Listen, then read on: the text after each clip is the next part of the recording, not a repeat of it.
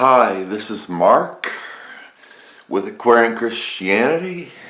It is the first week of January 2023.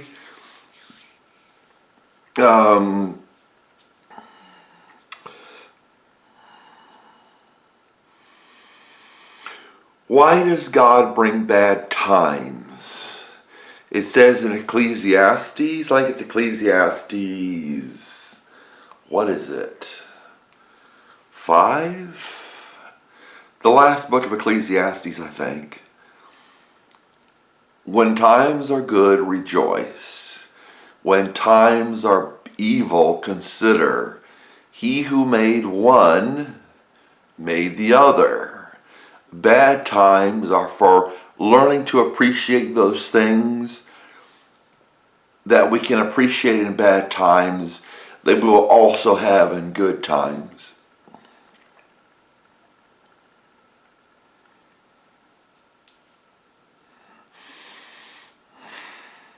For me, I learn to trust God in bad times, and the devil brings them. I'm a psychiatric patient, and I got sick when I was 25. I was sick at 25. I was 25 in a few months. 6 days before Halloween, I got sick. I was baptized 5 years plus 6 days short of a year before that. I am on a government watch list for religion. And I think all of us Christians are. They watch us. You know, Bush's program, Bush's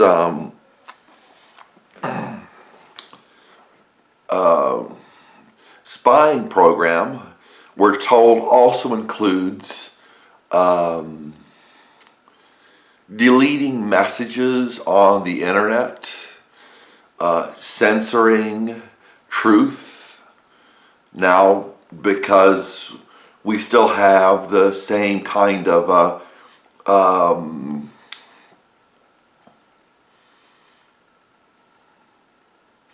disinformation panel.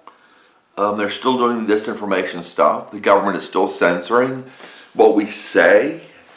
If the government doesn't think that things comport with Satan, like the transgender stuff, like, you know, we were once dinosaurs, like global warming, if it doesn't comport with what the government says, we have to do this, we have to do that, we cannot be religious. If it does not comport with what the government says, there's going to be persecution. There is going to be censoring. They said they started this in 2001. You know, September 12th, 2001, they're already radiating our food. And they've genetically modified our food. And they've put chemicals, since I was a child, they put chemicals in our food, like Red 40, which has been shown to cause cancer. They do this stuff. They are working on the side of the enemy. And there are people that work on the side of Satan. There are many, many, many people, not just in the FBI and the CIA and Homeland Security and all these organizations, most of which, or many of which we don't know exist. The IRS, you know, being trained in weaponry, the U.S. Army, the National Guard. These are all to fight against us, but most importantly and most pointedly to fight against the Christian. You know, saying things has become a rebellion. It's like it says in 1984, independent thought became an independent thought became a revolutionary act. And there's one revolution that's allowed in the United States, and that's the communist revolution or the socialist revolution. The socialist revolution. That is what is allowed. We are socialists. The government takes care of us. The government and industry work together. It's called Nazism or fascism. They had fascism in Nazi Germany. They had fascism in fascist Italy. It's supposed to be on a fascist stick. You beat people with sticks tied together. A fascist stick. And we have those fascist sticks in the U.S. Congress. You can see them. They've been pointed out by people that there are sticks bound together that are in U.S. Congress to say, this is who you are and this is who we are. And, it's like President Biden said, who are we the people? The government. The government is we the people. The government has certain freedoms that we don't have. That's the way it's being presented. That's the way that we're being told. The government has the freedom of speech. The government has the right to bear arms. The government has a freedom of religion. And where it says,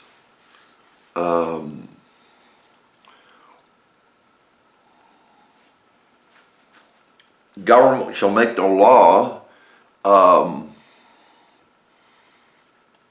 establishing a religion, nor prohibiting the free exercise thereof.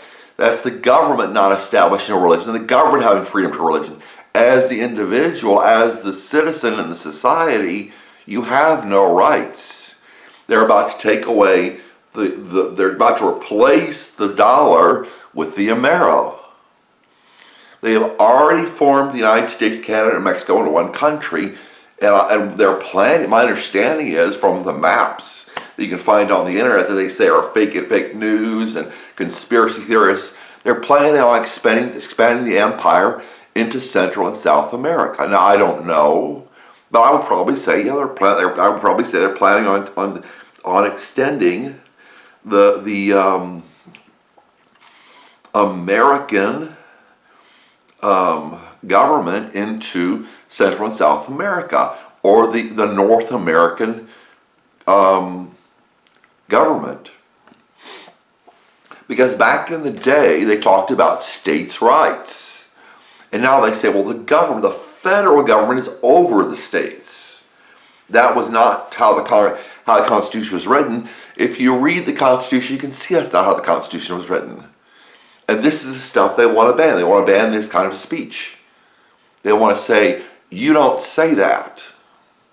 Listen to Big Brother. Do what Big Brother says. And when it comes to Jesus Christ, I cannot worship the Antichrist. I cannot. That would risk my spirit. That would risk my soul to worship the Antichrist. And you see 666 coming to the fore. You see, there was a video, and it says something like today's number is it was like Sesame Street, where they'd say today's letter is N. They'd say today's number is 6. 6. 6. I went to church, and in church they had the word revelation, and they turned the E in Revelation into a 6. I think they turned the other E in Revelation into a 6, and I think they turned maybe the A in Revelation into a 9, which was an upside down 6. Satan is out there. He has his people that want to do harm to Christ. As the Bible says, I have established my king on my holy hill of Zion, Psalm 2. I have established my king on my holy hill of Zion. The Bible says the nations were angry and your wrath came. But the 6 days before my 6th anniversary of being baptized into Christ, I started having health problems at age 25. I've had health problems most of my life. Now, who's involved with this? Well, I don't know names. I don't know all the names.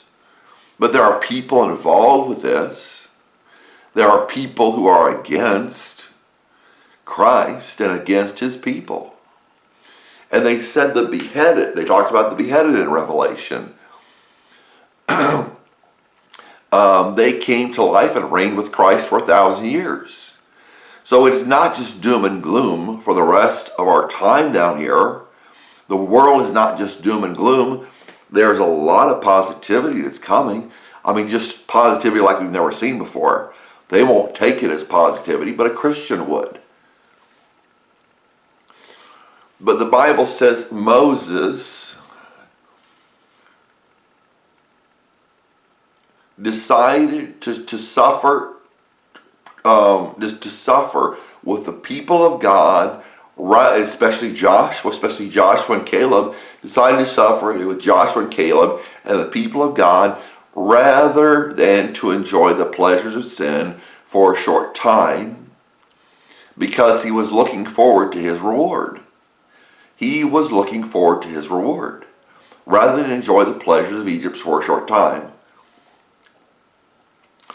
Remember, if times are good, rejoice. If times are evil, consider. Consider. That's the point of evil times that I'm going through. You know, I haven't worked for, I haven't worked for over 10 years. I don't think I've worked for over 15 years.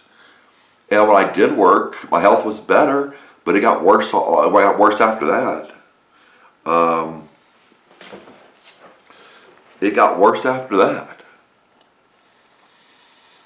I mean, the idea is for us to take account of our life, see what we're doing, make our lives as happy as possible when we're suffering, so that when the good times come, we can proclaim his goodness and bring others into Christ. And that is my life mission, to serve my God and to worship my God through my ministry, which is to the nations, as Paul's was. Paul said apostle to the nations at the beginning of, was it Romans or 1 Corinthians or something like that? An apostle to the nations.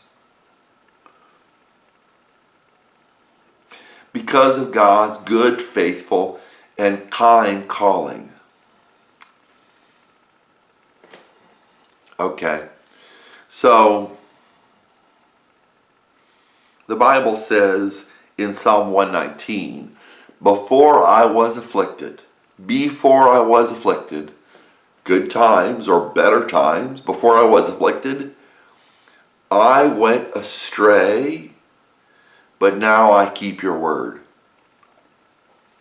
Keep with it. Don't give up. I remember when I first became a Christian, I was excited. Then that dropped down when I realized there was no one to fellowship with, because most people are not Christians.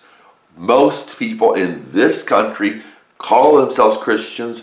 Most people in this country are liars or confused and hypocrites.